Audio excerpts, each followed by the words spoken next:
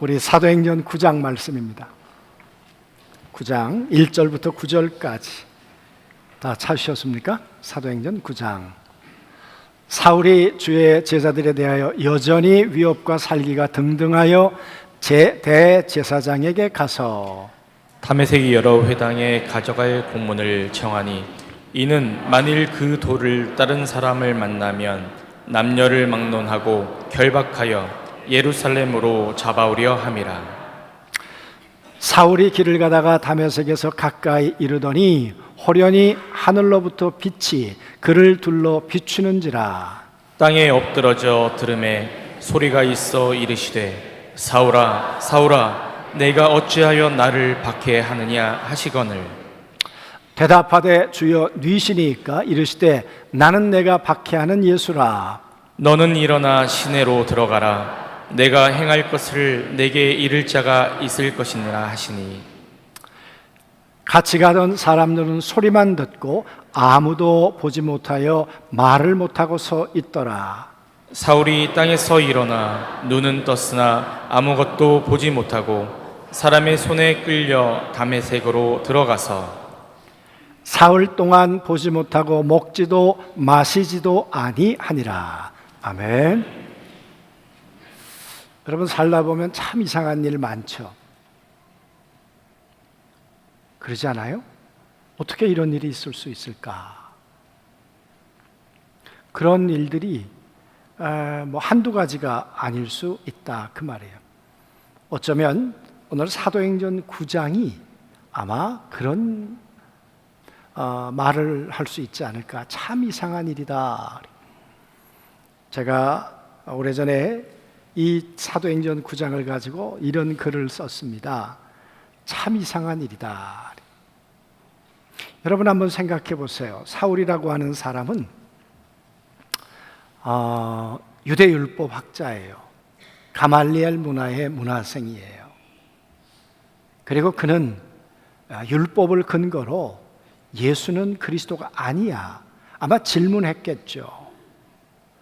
여러분 예수님에 대해서 모든 정보를 가지고 있는 사람이 사울입니다. 왜냐 그러면 사내들인 공회원 가운데 그는 사법을 맡았던 사람이라 그랬어요. 그러니까 오늘로 말하면 검사입니다. 그러니까 예수님이 누구고 어디서 태어났고 오병이의 기적을 베풀었고 뭐 이런 이야기들이 다 들려오는 것들을 수집을 해서 자료로 갖고 있었을 사람이 사울이다 그 말이에요. 여러분 이 사울이 예수가 누구야? 라는 질문에 대한 답은 예수는 저주받은 사람이야. 예수는 하나님의 아들이 아니야. 그가 내린 답이죠. 결론이죠. 그래서 그는 이 예수 믿는 사람들이 어리석다고 생각했겠고 그리고 생각해보면 예수는 이게 교주라고 생각했을런지 모르죠. 사람들을 속이고 있다. 죽었다가 살아났다고 속고 있는 거야. 그래서 예수 믿는 사람들을 처리하고 그러니까 스데반도 죽이고 그리고 뿌리를 뽑는 것이 유대교를 지키는 일이고 나라를 지키는 일이고 하나님 앞에 영광이 된다고 생각했던 사람이 사울이었을 거예요. 여러분 이 사울이 정말 이상한 것은 이제 예수 믿는 사람들을 잡아 죽이겠다고 어디로 갔냐 그러면 다메섹에 예수 믿는 회당의 공동체가 있는 거예요. 예수 믿는 사람들이 있는 거예요. 거리가 약 220에서 240km 정도 되니까 여러분 가까운 거리 아니었을 것이고 거기까지 예수 믿는 사람을 잡기 위해서 오는 본문 말씀에 보니까 대제사장으로부터 공문을 달라. 왜 그랬겠습니까? 여러분 일본에 있는 사람을 우리가 한국으로 만약에 죄인이라고 해서 인도해 온다고 하면 서류 없이 되겠습니까? 그때도 그랬겠죠. 그러니까 공식적인 문서를 만들어 가지고 이 사울이라고 하는 사람은 다메섹까지 창을 들고 갔을까? 칼을 들고 갔을까? 살기가 등등해서 오늘 말씀에도 보면 그러잖아요. 제자들에 대하여 여전히 위협과 살기가 등등하여 걸리기만 해봐라. 내가 이 예수 믿는 것들은 내가 끝장내겠다. 아마 이런 결심을 하고 사울은 나섰겠죠. 그는 오른손에 칼을 들고 아마 칼을 갈았을런지 모르죠. 정오에 아마 그 칼을 빼들면 아마 번쩍번쩍 그 검이 빛났을 수도 있었을 것입니다. 그런데 이 사울이 그 검을 들고 가다가 어떤 일이 벌어졌습니까? 십자가로 바꿔버렸어요. 그랬잖아요. 다메섹의 어떤 사건 이후에 칼이 십자가로 바뀌어버렸어요. 이상한 일이죠. 그러지 않으세요? 예수 믿는 사람들 바보 같아. 교회 가지 마.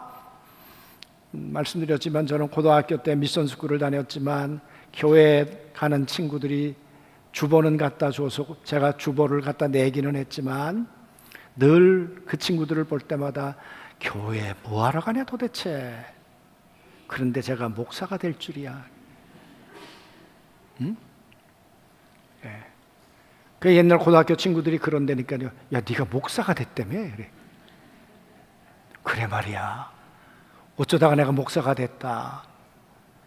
그런데 어쩌다가가 아니라 하나님이 부르셨죠. 아멘. 참 이상한 일이죠. 예수를 거부했는데 예수 믿는 사람들을 칼끝으로 찌르겠다고 그랬던 사울인데 이 사울이 십자가를 들 줄이야 누가 알았을까 그 말이. 참 이상한 일이죠. 군합발이 맨발이 될 줄이야. 그때 사울이 군합발을 신었겠습니까? 그러나 생각해 본다면 그의 신은 사람을 죽이는 신이었을 거예요. 그 신을 신고 저 200km나 넘는 곳을 아마 달려갔겠죠. 그의 지위로 봐서 아마 따르는 사람들도 많이 있었겠죠. 체포조도 있고 등등. 그런데 여러분, 그가 신발을 벗고 맨발이 됐다. 여러분, 하나님을 만났는데 하나님의 임재가 있는데 우리는 알지만 네가 선 곳은 거룩한 것이니 신을 벗어라. 그러지 않았겠습니까? 참 이상한 일이지요. 그가 하나님 앞에 발을 벗고 신발을 벗고 그 예수 그리스도를 만날 줄이야 누가 알았겠습니까? 정말 이상한 일이죠. 참 이상한 일이다. 포승줄이 생명줄이 될 줄이야. 예수 믿는 사람들 잡아 죽이겠다고 포승줄 들고 가지 않았겠습니까? 그런데 여러분, 그 줄이 그들을 살리는 생명줄이 될 줄이야.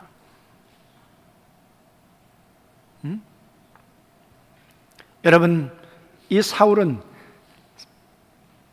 사도행전 26장에 여러분 간증을 합니다. 내가 이런 사람이었다.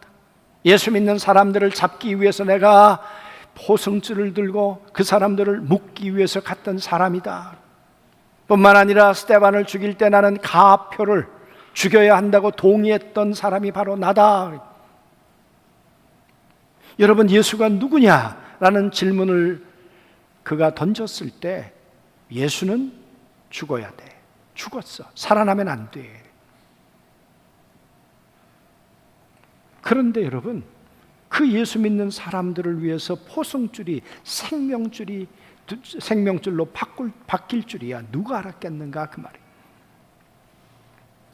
참 이상한 일은 정오의 태양보다 더 밝은 빛이 내 앞에 있었다는 것. 여러분, 사울은 율법학자예요. 구약을 잘 알고 있어요. 모세가 하나님을 만났던 장면을 기억했을 것입니다. 하나님의 빛 가운데 모세는 하나님을 만났습니다. 하나님의 임재를 경험했습니다. 하나님의 음성을 들었습니다.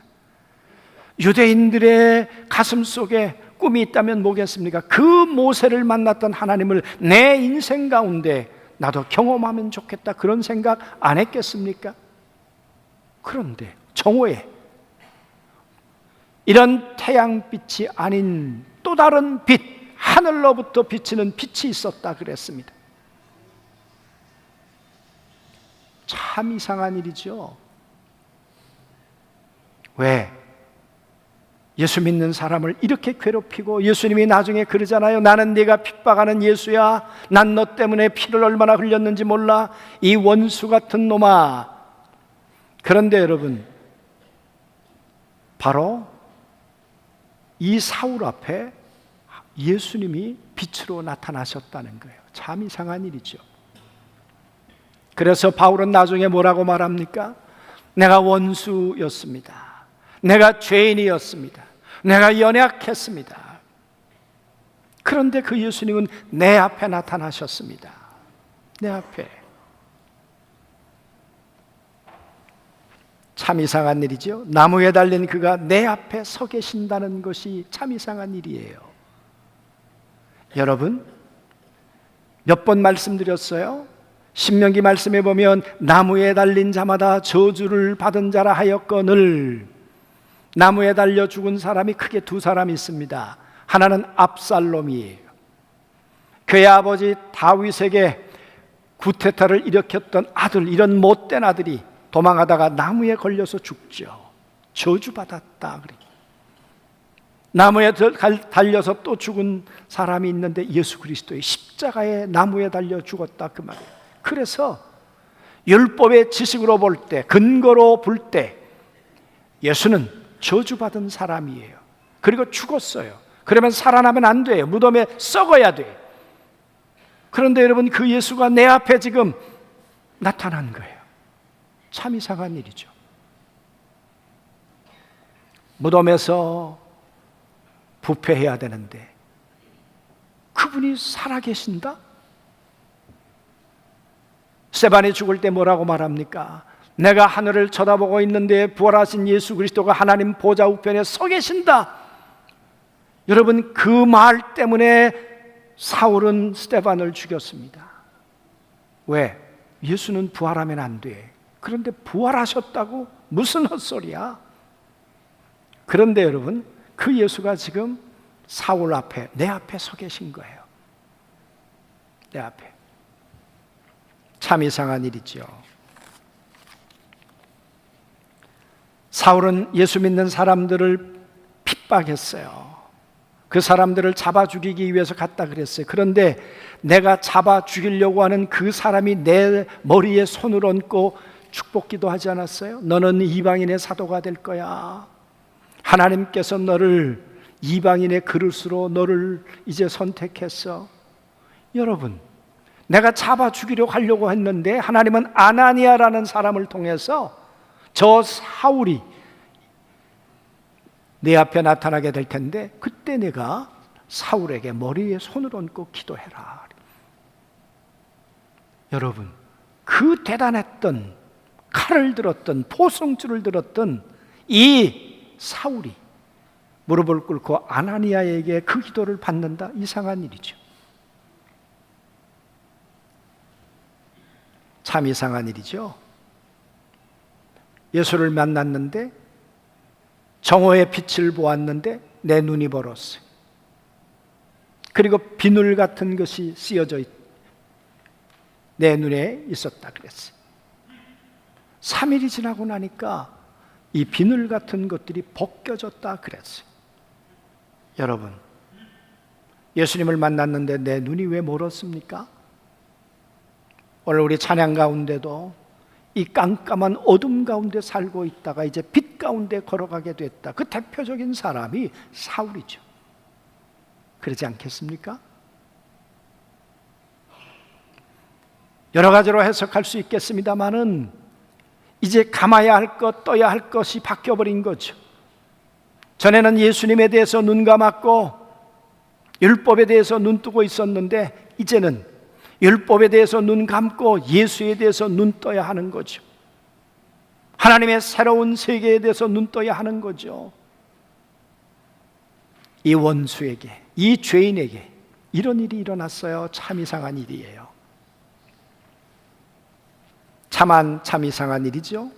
보석이라 여겼던 것들이 배설물이 된 것이, 여러분 그 당시에 유대 이 바울과 사울과 함께 살았던 사람들, 그 사람들은 바울이 한없이 부러웠을 거예요. 여러분 바울과 사울이란 말은 같은 이름이에요. 무슨 얘기냐? 이 바울이라고 하는 사람은 헬라파 유대인이기 때문에 그 다섯 사람이거든요. 거기선 바울이라고도 불렀어요. 그러니까 바울이라고도 불러도 되고 사울이라고 불러도 돼요. 사울이 변해서 바울이 된 게 아니라 원래 이름이 바울 사울이에요. 이 사울이란 이름의 뜻은 질문하다, 그런 뜻도 있어요. 여러분, 이 사람이 얼마나 대단한 사람인가. 그 당시에 로마 시민권 가지고 있었다니까요. 로마 시민권을 가지고 있는 사람은 사형을 당하지 않습니다. 십자가에 아무리 죄를 져도. 얼마나 큰 특권이 있는지 몰라요. 내가 로마 시민권을 가지고 있어. 내가 유대인 중에 유대인이야. 내가 가말리엘 문화생이야. 내가 산헤드린 공회원 가운데 사법, 오늘로 말하면 검사야. 예를 들면 그렇다, 그 말이에요. 아마 이런 사람은 1등 신랑감 아니었을까요? 모든 사람들이 선망하는 그런 사람이었을 거예요. 다 가졌어요. 그런데 여러분, 그 사울이 그가 가지고 있는 것들이 아니구나, 이게 아니구나, 그걸 배설물처럼 버리고 새로운 것을 내가 잡으려고 한다. 뭐가 이렇게 만들었을까요, 여러분? 정말 이상한 일이지요. 우리는 붙들려고 하는데 사울은 배설물이래 버렸다는 거예요. 참 이상한 일이에요. 동정만 담았던 그릇에 이방인이 담겨진 것이, 여러분, 유대인들은 우리만 하나님의 선택을 받았어 그랬잖아요. 우리만 선민이야. 하나님은 이스라엘의 하나님이야. 우리 하나님이야. 요나라는 좋은 선지자도 야, 니느웨로 가. 아니요, 거기 가면 안 되죠. 하나님 뭔가 착각하시는 겁니다. 그러지 않았을까요? 요나의 마음속에 그랬던 것처럼 유대주의자, 유대의 율법의 선교사였던 이 사울도 그의 동족을 가슴에 안았겠죠. 품었겠죠. 그런데 여러분, 그의 가슴 속에 이방인이, 온 세계가 그의 가슴 속에 품어지기 시작했다. 이상한 일이지요. 여러분, 왜 이렇게 했을까요? 8장 설교할 때 제가 그런 말씀을 드렸습니다. 작은 그림과 큰 그림이 있다. 스데반이 죽은 것 아깝고, 정말 이런 일이 있으면 안 된다. 어떻게 이 스데반같이 아까운 사람이 이렇게 일찍 요절할 수 있는가? 그것도 돌 맞아서. 여러분, 우린 그 그림만 보면 참 작은 그림이다. 왜? 9장을 보지 않으면 우린 이해가 되지 않아요. 9장.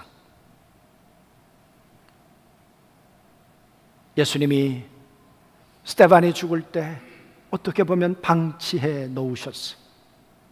그런데 여러분, 스데반이 돌 맞아 죽고 난 다음에 어떤 일이 벌어졌을까요? 사울이 스데반이 죽는 것을 마땅히 여기니라, 당연하게 여기니라. 그 이야기는 그런 뜻이라 그랬죠. 얼굴을 마주치고 권사님, 스데반 잘 죽었지, 잘 죽였지, 맞지, 그런 말이. 여러분, 우리는 그 말 속에 다시 뒤집어 봐야 돼. 사울이 사람들 앞에서는 잘 죽었어 그랬지만 그가 혼자 있을 때도 그랬을까요? 밤에 다리를 다 뻗고 잘 수 있었을까요? 예수 때문에 스데반은 돌 맞아 죽는데 내게 있어서 예수는 누군가? 정말 예수는 저주받아 그렇게 돌 맞아 죽어야 할 저주받은 그런 사람일까? 여러분, 스데반의 죽음에 사울의 가슴 속에 질문을 심겨놓지 않았을까요? 스데반하고 사울은 한 회당에 있었다니까요. 헬라파 회당 가운데 서로 안면이 있는 사람이라는 거 아니에요? 사람이라니까요. 6장에 우리가 지나쳐 왔지만 스데반이 회당에 들어가서 논쟁을 벌이는데 스데반의 이 이야기에 이기는 자가 없었더라. 거기 사울이 있었다고 생각해 보세요. 사울이 얼마나 자존심 상했을까. 그런 사울이 스데반의 죽는 모습을 보면서 도대체 스데반에게 있어서 예수는 누구야? 내게 있어서 예수는 누구냐 그 말이야. 응? 그런데 여러분, 주님께서 동정만 가슴에 품으려고 하는 이 유대인들, 예루살렘 교회가 참 좋은 교회예요. 교제하고 세상을 섬기고 그리고 내 것이라고 하지 않고 서로 나누면서 이런 교회가 어디 있습니까? 그런데 이 유대교를, 이 예루살렘 교회를 보면서 하나님이 답답해하지 않으셨을까? 작은 그림, 내 교회만, 내 교회만, 내 교회만, 예루살렘만, 예루살렘만, 예루살렘만. 그래서 여러분, 하나님은 선교의 문을, 전도의 문을 스스로 여셨다고 보는 거죠. 그래서 스데반을 돌맞아 죽게 해요. 그리고 8장에 등장했던 단어가 뭡니까? 흩어지게 하시니라. 그래서 사마리아로, 저 북쪽으로 옮겨가도록 하셨죠. 그게 하나님이 가지고 계셨던 큰 그림인데, 또 하나 생각해 보세요. 이 유대인들이 12사도가 가지고 있는 이 생각을 가지고 정말 땅끝까지 갈까요? 그리고 언어가 안 돼. 언어가. 그 당시에 공용어가 헬라어라고 했는데 바울은요, 5사람이니까 헬라파 유대인이니까 여러분, 헬라어가 유창하게 되는 사람이에요. 그러나 본토 유대인들은 히브리어에 능통한 사람들이에요. 세계가 다 헬라어를 쓰고 있는데 여러분, 그게 선교가 되겠습니까? 하나님은 아니다. 이제 큰 그림을 완성해 가려면 사울이라고 하는 가슴 속에 이방인을 품게 하고 이방인을 향해 나가도록 해야 되겠다고 하는 것이 하나님이 가지고 계신 그림이었겠죠. 그래서 사랑하는 성도 여러분, 지금 하나님의 큰 그림이 이제 시작되고 있다. 물론 스데반 때부터 시작이 되었겠지만 참 이상한 일이에요. 여러분, 뭐가 이상한 일입니까? 원수의 식탁이 형제의 식탁이 된 것이. 19절 말씀에 보면 이런 말씀이 있습니다. 음식을 먹으며 강건하여 진지라 사울이 다메섹에 있는 제자들과 함께 며칠 있을 때. 여러분, 이 제자들이 누구예요? 예수 믿는 사람들을 제자라고 했거든요. 이 사람들 잡아 죽이기 위해서 사울이 갔거든요. 그런데 그들을 가리켜서 형제라. 여러분, 식탁을 함께 나눈다는 이야기는 너를 우리의 가족으로 받아들였다는 거예요. 그래서 원수의 식탁이 형제의 식탁이 된 거예요. 이상한 일이죠. 그뿐일까요? 저주받은 이름이 내 입술에 있다는 것이. 예수는 십자가에 나무에 달려 돌아가셨어. 예수의 이름을 말하면 안 돼. 우린 사도행전 3장에서 예수 그리스도의 이름으로 일어나 걸어라 그랬더니 4장에서 뭐라 그랬습니까? 누구의 명령을 따라 누구의 허락을 받고 예수의 이름을 사용했느냐? 예수의 이름 말하지 마라. 그런데 오늘 사울의 입술에 예수 그리스도를 말하고 있다. 20절에 보면 이렇게 말합니다. 즉시로 각 회당에서 예수가 하나님의 아들이심을 전파하니. 참 이상한 일이죠. 참 이상한 일은 이 이름 때문에 내 몸에 고난을 채워야 한다는 것이. 골로새서 말씀에 사울이 뭐라고 말합니까? 그리스도의 남은 고난을 내 육체에 채우면서 살겠다. 여러분, 사울은 그런 생각 안 했습니다.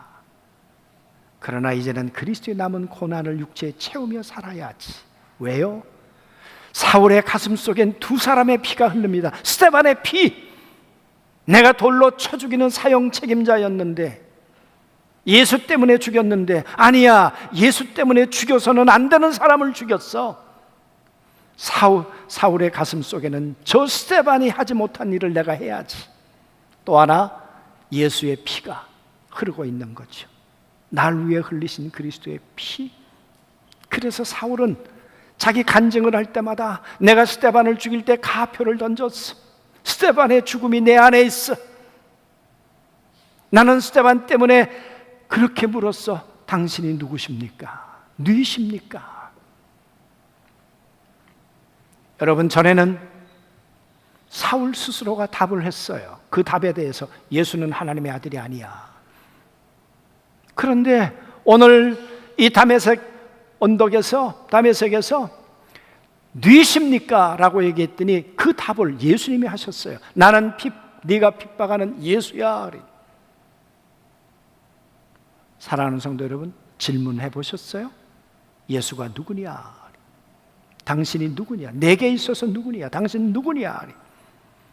예수님과 함께라는 성경 공부 교재를 쓸 때 제가 거기 그렇게 썼습니다. 내가 생각하는 예수가 아니라, 내가 답하는 예수가 아니라 성경이 답하는 예수. 그 예수를 만나야 우리는 거듭납니다. 그래야 하나님 자녀가 됩니다. 여러분, 오늘 사울은 질문하고 자기가 답을 했어요. 자기가 내린 답은 뭐예요? 예수는 하나님의 아들이 아니야. 저주받은 사람이야. 그러니까 작은 그림을 가지고 살았어. 그런데 사울은 다메섹으로 가다가 정오에 주님을 만나고 난 다음에 당신이 도대체 누굽니까? 빛 가운데서 나는 네가 핍박하는 예수야. 이 답을 받았어요. 여러분, 이게 정답이에요. 이 정답을 받은 이 사울은